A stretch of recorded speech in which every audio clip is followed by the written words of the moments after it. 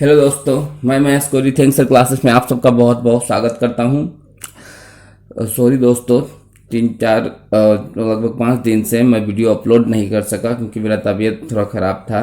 But अब से आप लोगों को कंटिन्यू वीडियो मिलता रहेगा।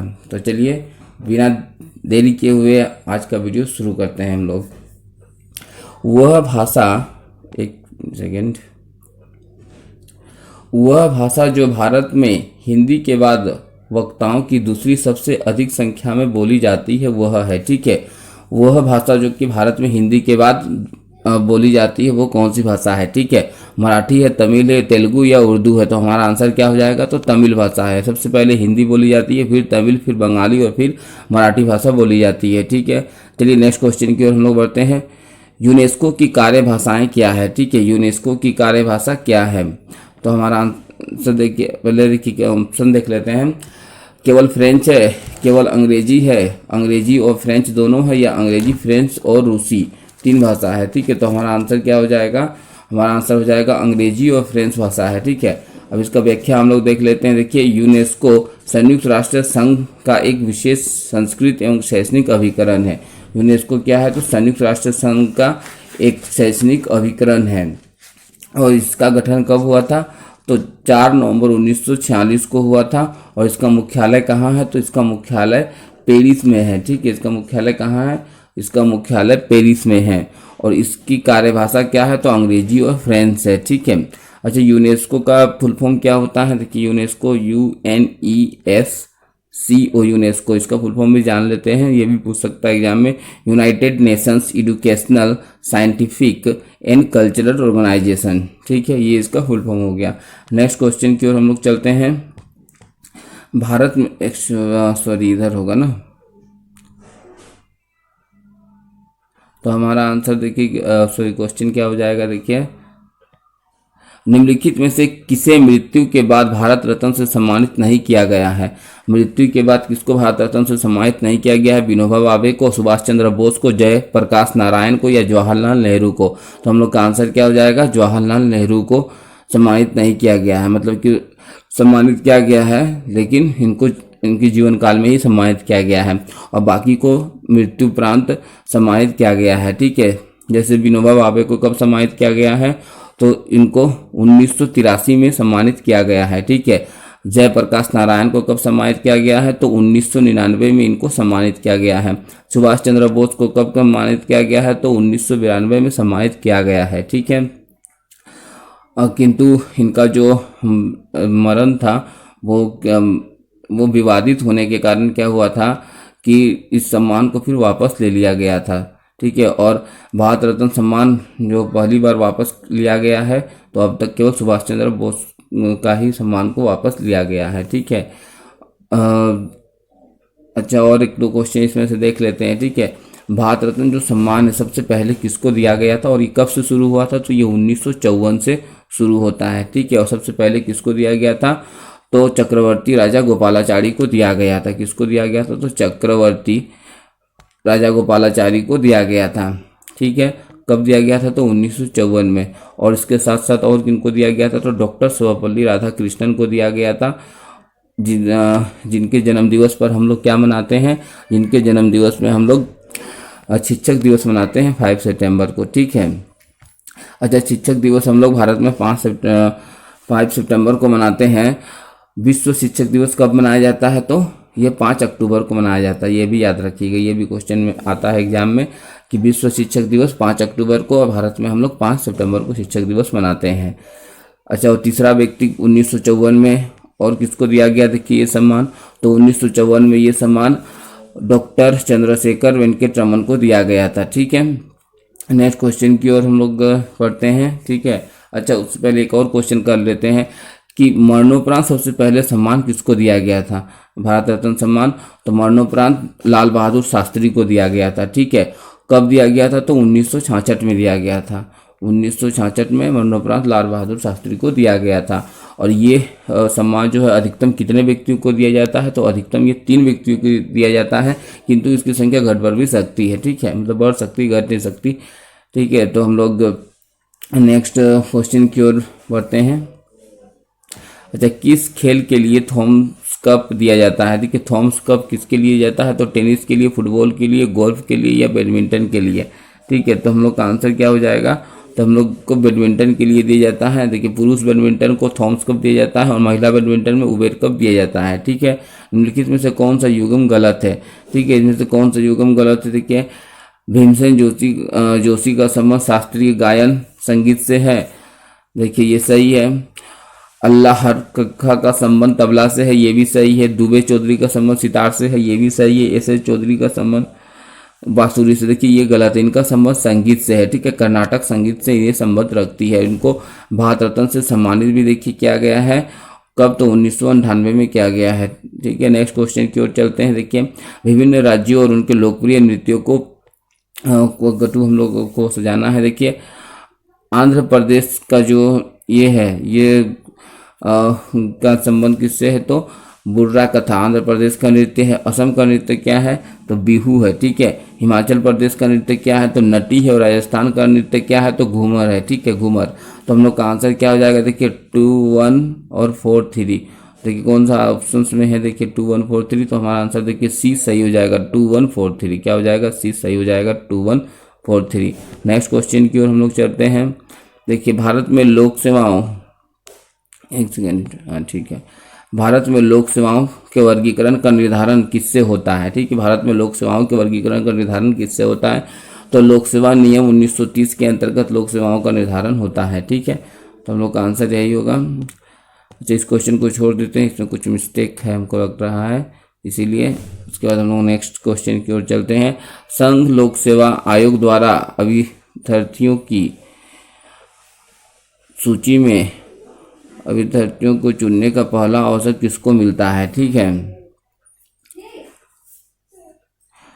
सबसे पहले देखिए क्या होगा, गृह मंत्रालय को, वित्त मंत्रालय, कार्मिक मंत्रालय या फिर विदेश मंत्रालय। तो हमारा आंसर क्या हो जाएगा कि विदेश मंत्रालय हो जाएगा।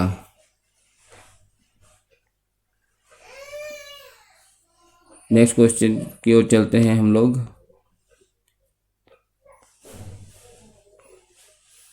भारत में संयुक्त सलाहकार परिषद की स्थापना किसकी सिफारिश पर की गई है। ठीक है, भारत में संयुक्त सलाहकार परिषद की स्थापना किसकी सिफारिश पर की गई है। देखिए महिला वेतन आयोग, प्रशासनिक सुधार आयोग, तीसरा वेतन या दूसरा वेतन आयोग। तो हमारा आंसर क्या हो जाएगा, डी दूसरा वेतन आयोग की सिफारिश पर। नेक्स्ट क्वेश्चन की ओर बढ़ते हैं हम लोग। देखिए इस नृत्य में नाचने वाले अपने कंधे पर एक एक डंडा रख लेते हैं और यह सर्पाकार गति का नृत्य कौन सा है। ठीक है, ये सर्पाकार गति का नृत्य कौन सा है। देखिए पुग्गी खद्रदी है, डोयोर है, खड़िया नृत्य या तुसुगो। तो हम लोग का आंसर क्या हो जाएगा, ये डोर नृत्य है। ठीक है, आइए इसको व्याख्या देख लेते हैं डोर नृत्य का। देखिए यह नृत्य मुख्य रूप से युवाओं द्वारा किया जाता है और यह हल्का नृत्य का दूसरा रूप भी इसको कहा जाता है। नाचने वालों द्वारा अपने अपने कंधों पर लकड़ी का डंडा रखना और इस नृत्य की विशेषता है, और लंबी कतार में एक दूसरे के हाथ को पकड़कर यह नृत्य किया जाता है। यह सर्पाकार गति का नृत्य है। ठीक है, ये कैसा गति का, ये एक दूसरे का हाथ पकड़कर किया जाता है। ठीक है, सर्पाकार गति मतलब कि सर्प मतलब कि सांप के आकार का गति लिया जाता है इसमें। ठीक है, और जैसे एक दूसरे का हाथ पकड़कर ये लोग इस नृत्य को करते हैं। ये नृत्य आप लोग देखे होंगे। चलिए नेक्स्ट क्वेश्चन की ओर हम लोग बढ़ते हैं। कली नृत्य से संबंधित कौन सा कथन सही है। कली नृत्य से संबंधित देखिए यह नृत्य को नचनी खिलाड़ी नाच भी कहते हैं। इस नृत्य में बालों का केस सज्जा निराली होती है। इस नृत्य में श्रृंगार और भक्तिपरक गीतों का प्रस्तुति होती है। तो हमारा आंसर क्या हो जाएगा, ये तीनों सही है, तो डी आंसर हो जाएगा। ठीक है, आइए फिर भी इसकी व्याख्या देख लेते हैं हम लोग।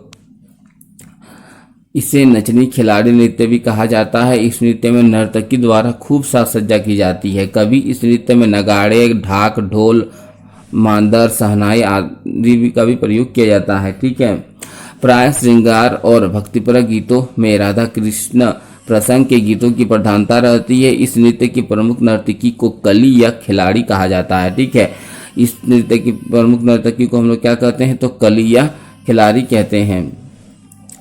चलिए हम लोग आगे की ओर बढ़ते हैं। सर्वप्रथम भारत में स्वतंत्रता के पूर्व किस वर्ष सरायकेला छौका विदेशों में प्रदर्शन किया गया। ठीक है, सर्वप्रथम भारत की स्वतंत्रता के पूर्व किस वर्ष सरायकेला छाव का विदेशों में प्रदर्शन किया गया था? तो विदेशों में प्रदर्शन देखिए कब, तो 1938 में किया गया था। ठीक है, और कहाँ पर किया गया था? तो यूरोप में किया गया था। यह एक देखिए लोक नृत्य है जो बंगाल, उड़ीसा और झारखंड में प्रचलित है। ये 3 प्रकार का होता है, सरायकेला छाव, मयूरभंज छाव और पुरुलिया छाव।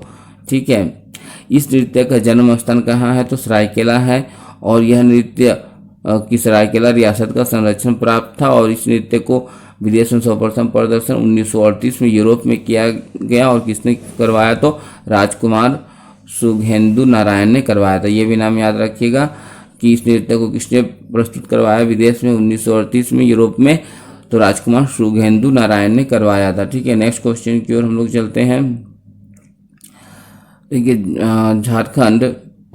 झारखंड राज्य का सर्वाधिक लोकप्रिय और प्राचीन वाद्य यंत्र कौन सा है, जिसे राजवाद भी कहा जाता है? ठीक है, तो लोकप्रिय और प्राचीन वाद्य यंत्र कौन सा है? देखिए मांदर, तो हम लोग का आंसर यही होगा मांदर। मांदर जो है झारखंड राज्य का सर्वाधिक लोकप्रिय और प्राचीन वाद्य यंत्र है। आइए इसका व्याख्या देख लेते हैं हम लोग।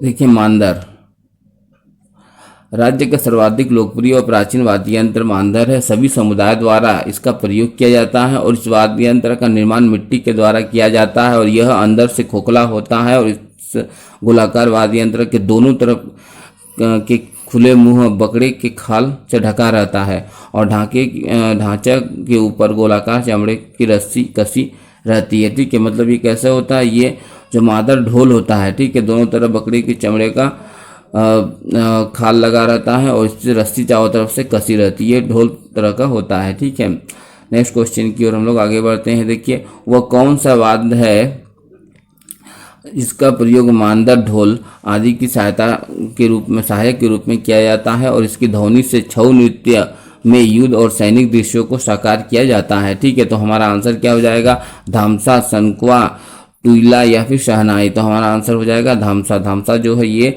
मांदर ढोल का क्या है? सहायक है। ठीक है, तो आइए इसका व्याख्या देख लेते हैं। धामसा एक विशालकाय वाद्य है होता है, और इसका प्रयोग मांदर, ढोल आदि के प्रमुख वाद्य यंत्रों के सहायक के रूप में होता है। इसकी आकृति कढ़ाई के समान होती है, और उसका ढांचा लोहे के चादर से तैयार किया जाता है, और लकड़ी की सहायता से इसे बनाया जाता है। ठीक है, लगभग इस तरह का इसका आकार होता है। नेक्स्ट क्वेश्चन की ओर हम लोग बढ़ते हैं। देखिए, पलामू परगने को नीलाम करने के पश्चात अंग्रेजों ने इसके शासन की जिम्मेदारी घनश्याम सिंह को सौंपी। घनश्याम सिंह एवं ब्रिटिश कंपनी के विरुद्ध में 1817 में किस जनजाति ने विद्रोह किया था? ठीक है, 1817 में किस जनजाति ने विद्रोह किया था? तो हम लोग का आंसर क्या हो जाएगा? चेरो जनजाति ने विद्रोह किया था। ठीक है, और ये चेर विद्रोह कब? 1800 से लेकर 1818 के बीच में होता है। ये विद्रोह मतलब एक बार 1800 से 1809 तक चलता है, उसके बाद फिर 1814 में फिर से चालू हो जाता है। ठीक है, तो आइए एक बार देख लेते हैं। सबसे पहला देखिए, जो पहली बार विद्रोह हुआ था तो इसका कारण क्या था कि अंग्रेजों के द्वारा जबरन कर वसूला जाता था, इस कारण से विद्रोह हुआ था। अब प्रमुख चेर नेता कौन थे? तो भूषण सिंह या भूखन सिंह ने किया था। अंग्रेजों का दमन चक्र हमेशा चलता रहा, और 1809 में जमींदार पुलिस बल का गठन कर दिया गया। ठीक है, और यह पुनः विद्रोह कब शुरू हुआ? फिर चेरो विद्रोह का फिर से 1814 में ये भड़क उठा। क्यों? क्योंकि पलामू परगने की जब नीलामी की जा रही थी तब इसको फिर से गति मिल गई इस विद्रोह को। अंग्रेजों ने पलामू पर कब्जा कर शासन का दायित्व भारदेव के राजा घनश्याम सिंह को सौंप दिया था, और इस विद्रोह का जो दमनकर्ता कौन था? तो कर्नल जोन्स। इसका नाम भी याद रखिएगा। इस विद्रोह का दमनकर्ता कौन था? तो कर्नल जोन्स इस विद्रोह का दमन करता था। ठीक है, नेक्स्ट क्वेश्चन की ओर हम लोग चलते हैं। देखिए, राजा जय सिंह जिन्होंने खुद को 13वीं सदी में झारखंड का शासक घोषित कर दिया था, जो निम्न में से किस राज्य के थे? ठीक है, राजा जय सिंह ने क्या किया था कि 13वीं सदी में अपने आप को झारखंड का शासक घोषित कर दिया था, तो निम्न में से किस राज्य के थे? तो हमारा आंसर क्या हो जाएगा? ये राजा जो जय सिंह थे ये कहाँ के थे? तो उड़ीसा राज्य से संबंधित थे। ठीक है, तो हम लोग नेक्स्ट क्वेश्चन की ओर बढ़ते हैं। देखिए, मुंडा मानकी व्यवस्था को किस अंग्रेज पदाधिकारी ने मंजूरी दी थी? ठीक है, हमारा आंसर क्या हो जाएगा? तो हमारा आंसर ऐड कर लेते हैं, थॉमसन विल्किंस ने। ठीक है, किस अंग्रेज अधिकारी ने इसको मंजूरी दी थी? तो थॉमसन विल्किंस ने। अच्छा, मुंडा मानकी व्यवस्था क्या होती है? तो मुंडा मानकी व्यवस्था एक मुंडाओं की पारंपरिक शासन व्यवस्था होती है। ठीक है, और पारंपरिक शासन व्यवस्था इसको मंजूरी किसने दिया था? तो थॉमस विल्किंस ने दिया था। और इस व्यवस्था में क्या होता है कि जैसे जो गांव का प्रधान होता है, ठीक है, गांव के प्रधान जो मुखिया होता है उसको मुंडा कहा जाता है, ठीक है। और वो मुंडा के नीचे कौन होता है, तो उसका एक सहायक होता है, ठीक है, उसको हम लोग बोलते हैं क्या, तो डाकुआ बोला जाता है उसको, ठीक है। क्या बोलेंगे हम लोग, तो उसको हम लोग डाकुआ बोलते हैं। डाकुआ का क्या काम रहता है कि जैसे मान लीजिए एक सभा बुलाना है, तो प्रत्येक घर में जा जाके सूचित करना, ये सब काम किसका रहता है, डाकुआ का रहता है, ठीक है। और जैसे 15 से 20 गांव को मिलाकर गांव का एक जो प्रधान है, माने मुंडाओं का प्रमुख, ठीक है, तो मुंडाओं का प्रमुख को क्या बोला जाता था, तो मानकी बोला जाता था, ठीक है। और यही मानकी क्या करता था, तो ये लगान की वसूली भी करता था। और लगान वसूलने के लिए कौन होता था, तो तहसीलदार इसका सहायक होता था, ठीक है, तहसीलदार इसका सहायक होता था। और ये क्या करता था कि लगान वसूली करके मानकी को देता था, ठीक है। और ये मानकी का सहायक कौन होता था इस तरह से, तो तहसीलदार होता था। तो इस तरह से मुंडा मानकी प्रथा को भी हम लोग देख लिए। तो हम लोग नेक्स्ट क्वेश्चन की ओर बढ़ते हैं हम।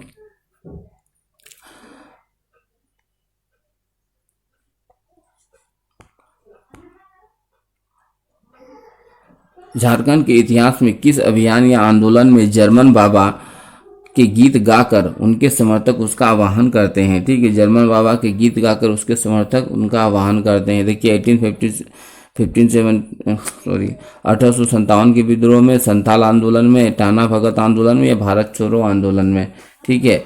तो हमारा आंसर क्या हो जाएगा, हमारा आंसर हो जाएगा टाना भगत का जो आंदोलन होता है उसमें, ठीक है। टाना भगत आंदोलन कब हुआ था, तो 1913 से 14 में ये होता है, 1913 से 14 में, 1913 से 14 में यह आंदोलन होता है। और इसके नेतृत्वकर्ता कौन रहते हैं, तो जतरा उरांव, ठीक है, इसके नेतृत्वकर्ता कौन है, तो जतरा उरांव, ठीक है, इसके नेतृत्वकर्ता है। नेक्स्ट क्वेश्चन की ओर हम लोग चलते हैं। देखिए हम लोग का आखिरी क्वेश्चन आज का, निम्न में से कौन सा मिलान गलत है, ठीक है, गलत कौन सा है। देखिए हजारीबाग, सुरेंद्र शाही, चतरा, जयमंगल पांडे, पलामू, नीलांबर पीताम्बर, सिंहभूम और अर्जुन सिंह, ठीक है।